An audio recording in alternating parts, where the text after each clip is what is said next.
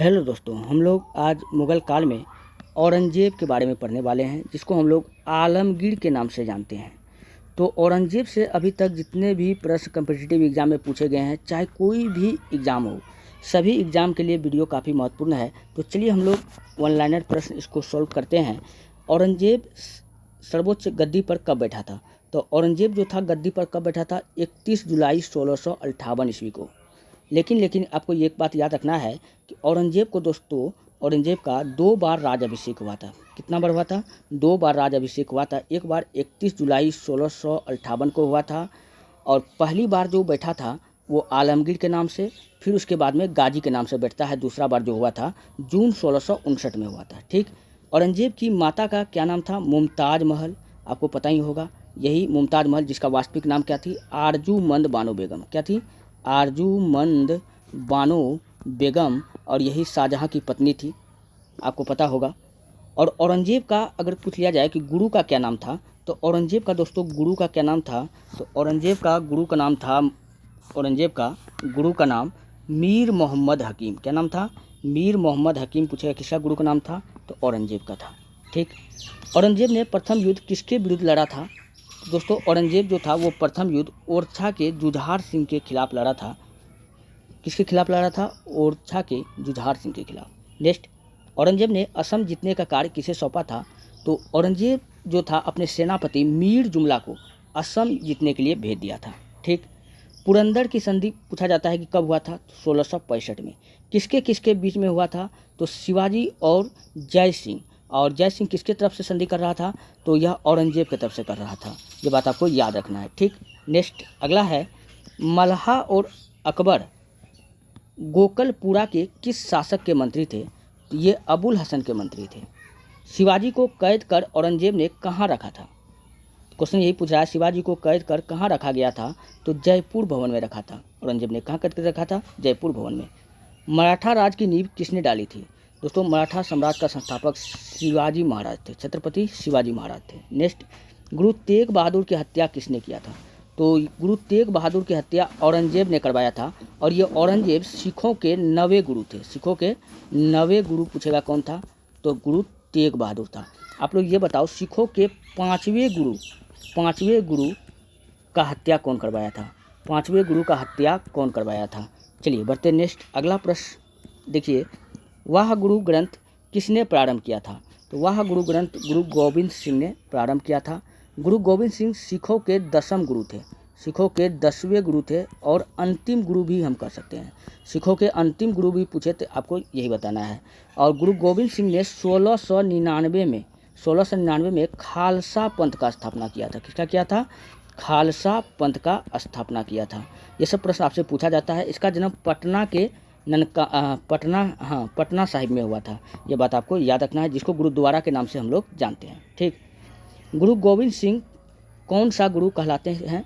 अभी जस्ट मैंने आपको बताया, ये सिखों के 10वें पातशाह कहलाते हैं।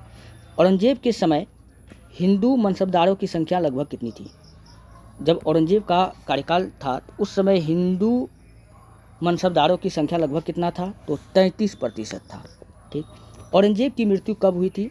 फरवरी 1707 में हुआ था। पूछे कहाँ हुआ था? तो दक्षिण भारत औरंगज़ेब को जीतने का सपना था और दक्षिण भारत इसको बहुत ज़्यादा परेशान करता है। और इसी दक्षिण भारत को पूछेगा कि औरंगज़ेब ऐसा कौन सा जगह था जिसको जीत नहीं पाया था? तो इसी दक्षिण भारत, क्योंकि दक्षिण भारत में आपको महाराणा प्रताप का वंशज सब होगा। किस दौलताबाद स्थित फकीर बुरहानुद्दीन की कब्र के आहसान में दखन गया है?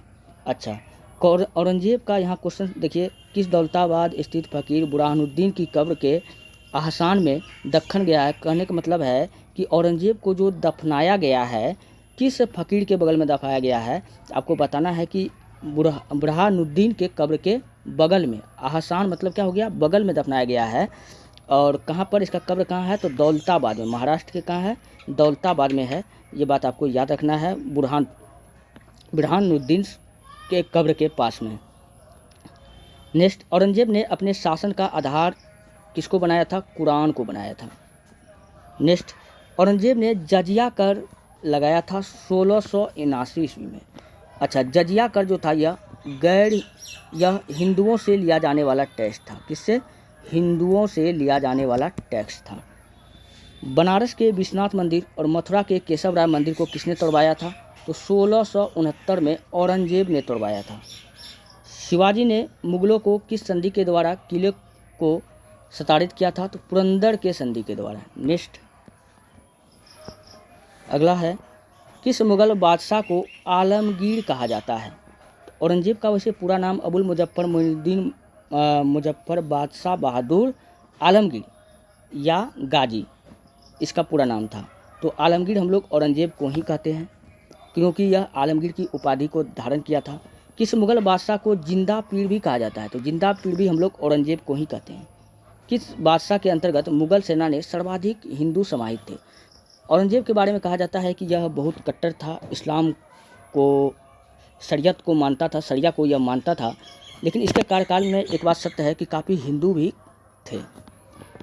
किस सिख गुरु की मृत्यु के लिए औरंगजेब जिम्मेदार हैं?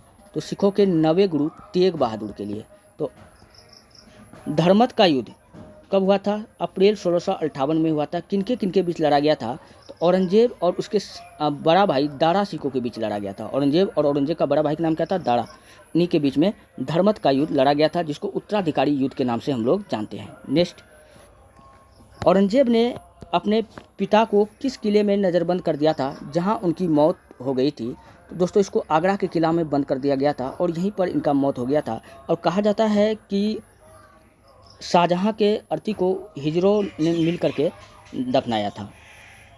नेक्स्ट, जिस प्रकार रोम के फौज ने नेपोलियन को बर्बाद कर दिया, उसी प्रकार दक्कन के फौज ने औरंगजेब को बर्बाद कर दिया। यह टिप्पणी किस इतिहासकार की है? सर जादूनाथ सरकार का है। तो यह याद आपको रखना है, यह कथन आपको किसका है? जादूनाथ सरकार का है। तो मैंने आपको बताया कि औरंगजेब का दक्षिण भारत का जीतने का सपना था, वो सपना ही रह गया और अंतिम अभियान भी यह दक्षिण भारत का ही करता है। जावा जेटर संकट सर्वप्रथम किस मुगल बादशाह के शासनकाल में उत्पन्न हुई? तो औरंगजेब के काल में हुआ था। औरंगजेब ऐतिहासिक ग्रंथ मुखा ए आलमगीरी के रचयिता कौन था? सिया सैयद हसन काफरू था। औरंगजेब ने बीजापुर को विजय कब की थी? तो 1686 में। काफ़ी इंपॉर्टेंट प्रश्न है। इन्होंने बीजापुर को कब जीता था? 1686 में। कौन सा विदेशी यात्री औरंगजेब के समय भारत आया था? निकोलो मौंची आया था। औरंगजेब का उत्तराधिकारी कौन हुआ? बहादुर शाह प्रथम। कौन हुआ? बहादुर शाह प्रथम। नेक्स्ट, औरंगजेब ने मीर जुमला को किस प्रांत नियुक्त किया था? यह बंगाल दे दिया था, बंगाल का गवर्नर बना दिया था औरंगजेब ने। उत्तराधिकारी के युद्ध के समय औरंगजेब सुदूर था। हाँ, वो कहाँ था? दक्कन में था। औरंगजेब के विरुद्ध जिस फकीर ने युद्ध की घोषणा की वह कौन था? सुल्तान तांबू ने। कौन था? सुल्तान तांबू ने औरंगजेब के विरुद्ध क्या किया था? युद्ध का घोषणा कर दिया था। दिल्ली के लाल किला में मोती मस्जिद का निर्माण किसने कराया था? औरंगजेब ने। अच्छा, आगरा में मोती मस्जिद है, उसको कौन बनाया था? शाहजहां ने। लेकिन दिल्ली वाला मोती मस्जिद पूछ रहा है, तो इसको कौन बनाया है? औरंगजेब ने। मुगल सम्राट औरंगजेब कौन सा वाद्य यंत्र बजाते थे? खुद तो इस्लाम का कट्टर कहता था, लेकिन यह जब खुश होता था तो बीना बजाया करता था। तो यह बीना बजाया करता था, ये बात आपको याद रखना है। कई बार एग्जाम में ये भी प्रश्न पूछा गया है। दक्षिण में किसके शासन में मुगल साम्राज्य तामिल राज क्षेत्र तक फैला हुआ था? तो वो औरंगजेब के काल में फैला हुआ था। दक्षिण में मुगल साम्राज्य तामिल राज क्षेत्र तक फैला हुआ था। किसके काल में? औरंगजेब के काल में। औरंगजेब ने दक्षिण में कौन कौन से 2 राज्य को विजित किया था? तो बीजापुर और गोलकुंडा दोनों को जीता था। और गोलकुंडा को जीतने जब वो गया था तो कहा जाता है कि गोलकुंडा के किले को जीतने के लिए औरंगजेब ने खून का चाबी का प्रयोग किया था। इसका कुछ अलग कहानी है। चलिए नेक्स्ट, किस मुगल शासक का 2 बार राज्याभिषेक हुआ? एक बार मैंने बताया आलमगीर के नाम से, दूसरी बार गाजी के नाम से हुआ था। तो टोटल 2 बार राज्याभिषेक किसका हुआ था? औरंगजेब का हुआ था। नेक्स्ट, औरंगजेब ने मुगलों के दक्षिण सूबों की राजधानी किसे बनाया था? औरंगाबाद को बनाया था। भारत में बीबी का मकबरा कहाँ स्थित है? औरंगाबाद में है। इसको दूसरा ताजमहल कहते हैं। क्या कहते हैं? दूसरा ताजमहल कहते हैं, या ताजमहल का गंदा नकल कहते हैं। ताजमहल का गंदा नकल कहते हैं, या दक्षिण भारत का ताजमहल कहते हैं। दक्षिण भारत का ताजमहल कहते हैं। तो इसको कौन बनाया था? अपने बाप का ही नकल किया था शाहजहां का, हूबहू ताजमहल जैसा बना दिया था बीबी का मकबरा, जो आपका कहाँ है? गुजरात के औरंगाबाद में। नेक्स्ट अगला है, उत्तर भारत में औरंगजेब के विरुद्ध प्रथम संगठित विद्रोह किया गया था, किसके द्वारा किया गया था? तो यह जाटों के द्वारा किया गया था। आपको पता ही होगा जाटों का नेता कौन था? राजा राम। कौन था? राजा राम। चूड़ामन, ये सब का नाम आपने सुना होगा। 1669 ईस्वी में मथुरा के जाटों ने किसके नेतृत्व में मुगलों के विरोध विद्रोह किया था? तो गोकुला के नेतृत्व में किया था। नेक्स्ट अगला है, किस मुगल बादशाह ने मरते वक्त कहा था मैं अकेला आया था और मैं अकेले जा रहा हूँ? यह बात औरंगजेब ने कहा था। किस मुगल बादशाह को जफर और जिंदा पीर के नाम से पुकारा जाता है? तो जफर और जिंदा पीर दोनों किसको कहते हैं? औरंगजेब को कहते हैं, और आलमगीर भी और गाजी भी कहते हैं।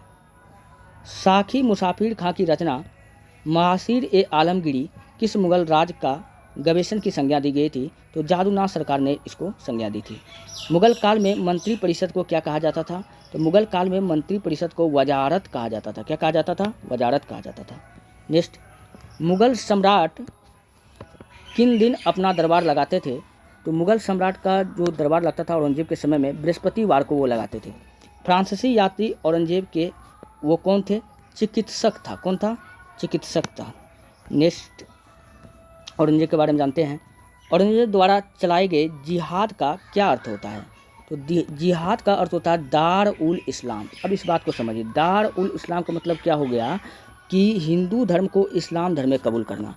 तो उसी को हम लोग क्या कहते हैं? दार उल हर्ब कहते हैं। हिंदी में वही मैंने आपको बता दिया। मुगल काल में शरीर के विकृत कार्य करने वाले को कौन रोकता था? तो मुगल काल में शरीर के विकृत कार्य करने वाले को जो रोकता था वो मुहतसिब का पद हुआ करता था, वही रोकने का काम करता था। मुगलकालीन अर्थव्यवस्था का आधार क्या था? तो मुगलकालीन अर्थव्यवस्था का आधार था वहाँ का चांदी का रुपया। चांदी का रुपया। मुगल शासकों की राजभाषा क्या थी? तो इसकी जो राजभाषा थी वो फारसी था।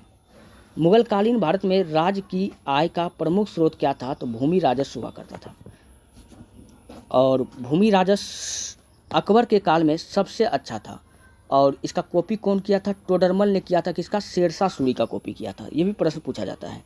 नेक्स्ट अगला है, मुगल काल में इनाम भूमि किसे दी जाती थी? तो इनाम भूमि विद्वान को दिया जाता था, या कोई धार्मिक व्यक्ति है तो उनको दिया जाता था इनाम में भूमि। मुगल शासकों में सर्वाधिक विद्वान शासक कौन था? तो मुगल शासकों में कहा जाता है कि शाहजहाँ का टोटल 14 पुत्र था, जिसमें 7 मर गया, 7 बच गया था। तो 7 में कौन कौन था? सबसे बड़ा बेटा का नाम था दारा शिकोह। कहा जाता था कि ये सबसे बड़ा विद्वान था दारा शिकोह। औरंगजेब, मुराद बख्श, और 3 बेटी भी थी इसको, हुस्न आरा, रोशन आरा, जहाँ आरा, ये सब इनकी बेटी थी। नेक्स्ट, हस्तांतरण के लिए अर्जित भूमि को मुगल काल में क्या कहा जाता था? तो पयावकी या पयावकी कहा जाता था। चलिए औरंगजेब के बारे में फिर यहाँ देखते हैं। कौन सा मकबरा हिंदुस्तान का ताजमहल कहलाता है? हाँ, हिंदुस्तान का दूसरा ताजमहल बीबी का मकबरा को कहा जाता है। मुगल काल के बंदरगाह में से किसको बाबुल मकना का द्वार कहा गया है? तो सूरत को कहा गया है। सूरत को। सूरत कहाँ है? गुजरात में। मुगल स्थापत्य कला के संदर्भ में पियट ड्यूरा का क्या अर्थ होता है? पियट ड्यूरा का अर्थ होता है संगमरमर के पत्थर पर दराहत से की गई। नेक्स्ट, मुगल काल में कौन सी इमारत जिसमें पियट ड्यूरा का प्रयोग हुआ था? तो किसमें हुआ था? तो एतमाद दौला का मकबरा में हुआ था। नेक्स्ट, यहाँ मुगलकालीन कुछ ग्रंथ हैं और उनके लेखक हैं। क्वेश्चन पूछा जाएगा कि अकबरनामा के लेखक कौन है? तो अबुल फजल। और अकबरनामा, इसी को अकबरनामा इसी को हम लोग कहते हैं आइन ए अकबरी। क्या कहते हैं? आइन ए अकबरी का भी लेखक पूछेगा कौन है? तो आइन ए अकबरी का भी लेखक अबुल फजल ही है।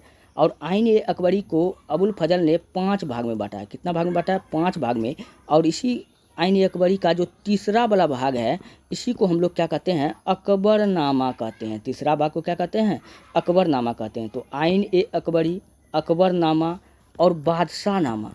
बादशाहनामा ये किसका बादशाहनामा का लेखक कौन है?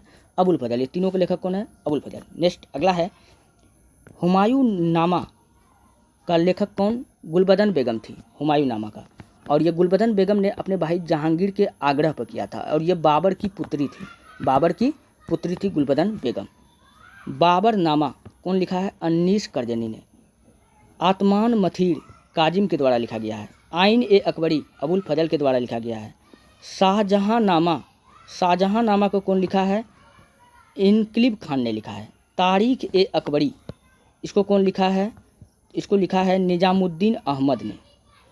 तौफीक ए अकबर शाही कौन लिखा है? तो ये लिखा है अब्बास सरवानी ने। मसरूर जहानी नामक पुस्तक कौन लिखा है? ख्वाजा कामगार ने। तारीख ए फरिश्ता नामक पुस्तक मोहम्मद कासिम फरिश्ता ने। फुतहात ए आलमगीरी कौन लिखा है? ईश्वर दास नागर। तुजुक ए जहांगीरी ये जहांगीर का आत्मकथा है। तारीख ए मोहम्मदी मोती मीर खान द्वारा लिखा गया है। फिर नहीं, यह लिखा गया वाजिद सुल्तान के द्वारा लिखा गया है। फिर इकबाल नामा ए जहांगीर किसके द्वारा लिखा गया है? मोहम्मद अली के द्वारा लिखा गया है। तवारिख ए मुफज्जल किसके द्वारा लिखा गया है? यह मोहम्मद अली के द्वारा लिखा गया है। तुसरा दिलरुबा किसके द्वारा? मोहम्मद साकी के द्वारा लिखा गया है। मुगल कालीन प्रसिद्ध ग्रंथ और उनके लेखक। चलिए यहाँ देखते हैं कुछ और यहाँ पर है। तारीख ए सलातीन अफगान का लेखक कौन है? अहमद यासार। तज़किरतुल वाक़ियात के लेखक कौन है? जौहर हैं। रामचरितमानस के तुलसीदास हैं। सूर सागर के रचयिता कौन है? सूरदास हैं। विनय पत्रिका, रत्नावली ये सब का रचना कौन किया है? तो तुलसीदास ने किया है। प्रेम वाटिका रसखान की रचना है। कवि प्रिय किसको कहते? कवि प्रिय किसका है? केशव दास का है। रसिक प्रिय केशव दास का है। सुंदर श्रृंगार किसका है? सुरसर कविराज राय का है। तो ये रहा दोस्तों औरंगजेब से जितने भी प्रश्न पूछा जाता है, लगभग सभी प्रश्न मैंने आपको बता दिया। अगर आपको वीडियो अच्छा लगता है, हेल्पफुल लगता है, तब आप हमारे चैनल को सब्सक्राइब कर लीजिए, वीडियो को लाइक कर दीजिए, जितना हो सके अपने दोस्तों में शेयर कर दीजिए। मिलते हैं नेक्स्ट वीडियो में। धन्यवाद।